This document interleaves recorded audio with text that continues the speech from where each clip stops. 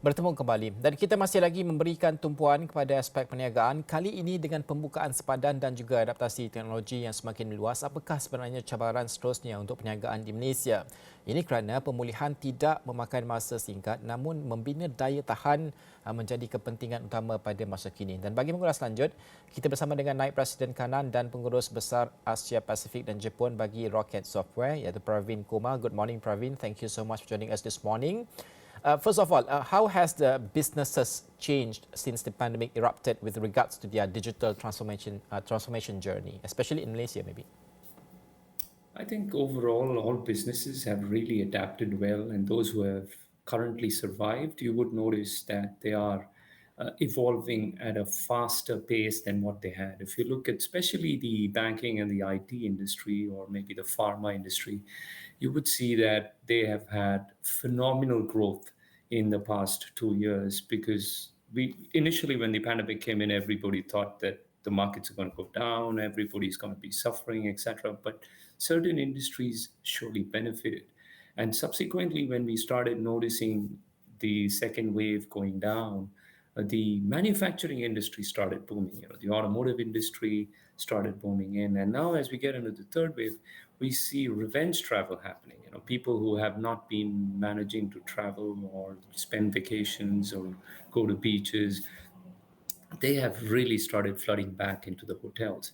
So as much as the travel and the hospitality industry had issues over the 2 years since January or March 2020, we've seen them really boost up their their profitability over the next few quarters. You would see that most hotels, most airlines are really going full because people just want to travel because of not having been able to do it for 2 years. So yes, businesses have adapted. Some could change the way they do the business, like e-commerce became a big thing. So people would go and only shop at retail outlets earlier. Now a lot of shopping happens online. People who never wanted to use the mobile phone for banking have been forced to use it. And that has helped technology adoption at a faster pace.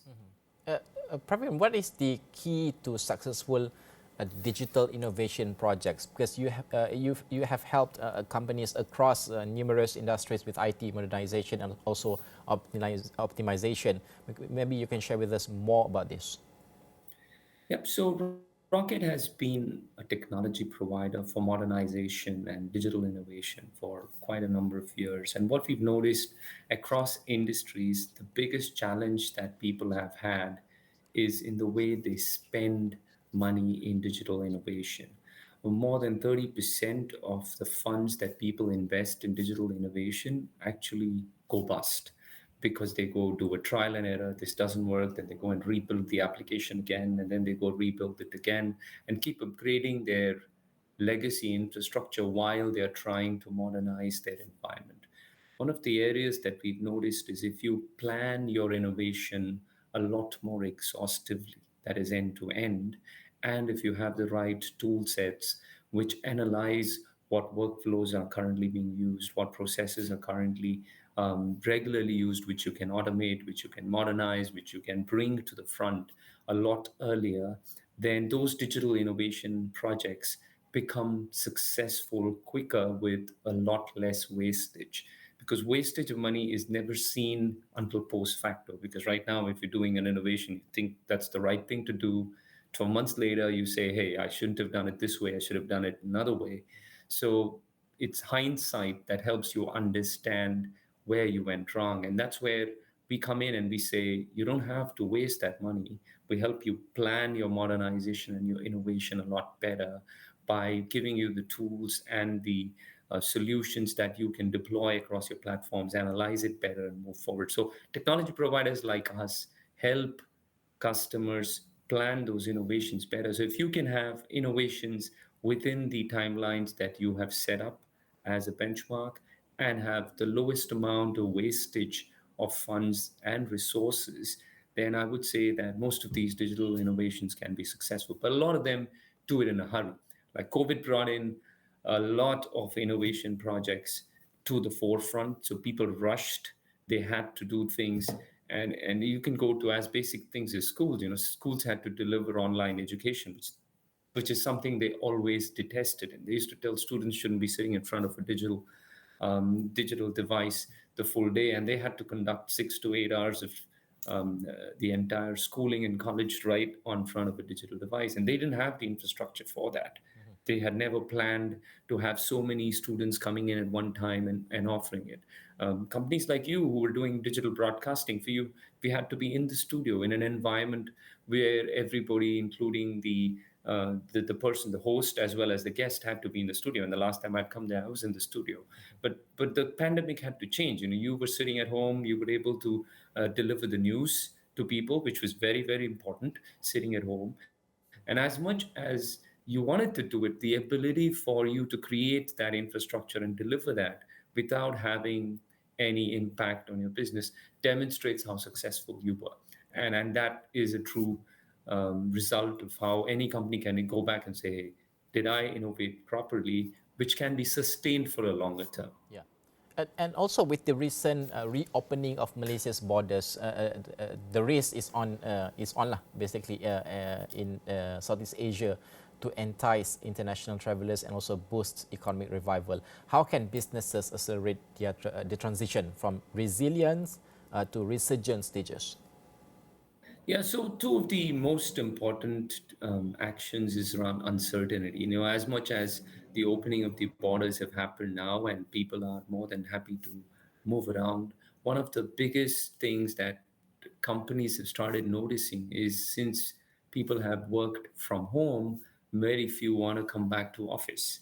You would notice a lot of press with large companies where people are saying that if you're calling me to office, I don't want to come. And as much as you want to retain talent, you want to keep it in a hybrid mode before you bring it to a full-time, get to office mode. And as much as travel and tourism is going to get boosted because people are going to travel, either within the country or from outside. As soon as borders opened, you can see the influx of number of people who are going to come in, and that is going to boost the economy, which in turns will boost retail, which in turns will boost credit, which in turns will boost other forms of business as people come in and start spending. But most companies who are the merchants, the retail outlets, or albeit the banks or the IT companies that are there, would always have this challenge of people have got used to a particular pattern of working. We've got to transform that. If you had to spend 2 hours on travel coming into KL from somewhere else, the 2 years just transformed that, because you didn't have to spend two hours of travel. You could sit at home and still do the business, and the business was still working. So employees have started questioning, why should I come?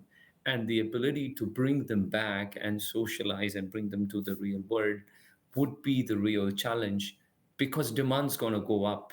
And as demand goes up, you have to be having the capability to cater to the demand very easily. And people would adapt. I think businesses would adapt. And that has been the major challenge that most people have encountered so far, which they are trying to fix.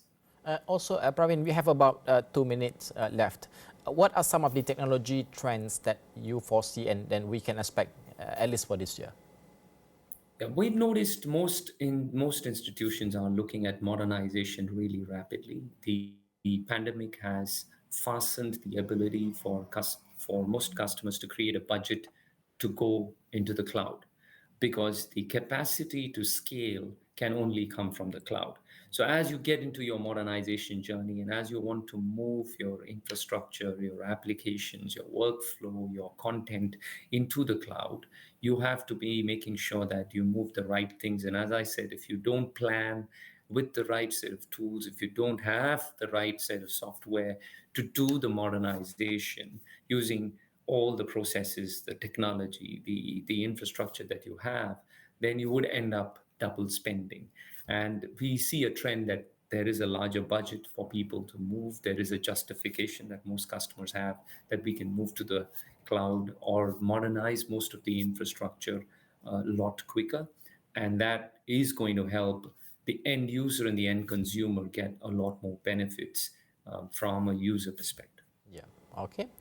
Praveen, thank you so much for joining us this morning. I really appreciate your input and your insights on that particular topic. It's a very important topic to discuss. Naib Presiden Kanan dan Pengurus Besar Asia Pasifik dan Jepun bagi roket software. Kita membincangkan tentang bagaimanakah usaha untuk peralihan ke endemik ini, fasa peralihan ke endemik ini, dan bagaimanakah adaptasi digital yang berlaku di kalangan perniagaan pada ketika ini dan apa keperluan mereka, apa yang perlu mereka sedia dan juga tahap kesediaan mereka yang perlu dilakukan untuk memastikan daya saing mereka, tahap ketahanan dan untuk resurgence mereka semula terus ke tahap yang lebih tinggi dan sebagainya. Baik, sekian saja Niaga AWANI untuk jam ini. Ikuti semua perkembangan terkini dan juga info terkini mengenai tenaga negara di fasa peralihan endemik di halaman Mikro Interaktif di astroawani.com sekarang dan segala maklumat lain dalam astroawani.com juga aplikasi Astro Awani. Terima kasih kerana menonton saluran berita paling dipercayai di Malaysia. Saya Najib Arif. Assalamualaikum dan salam hormat.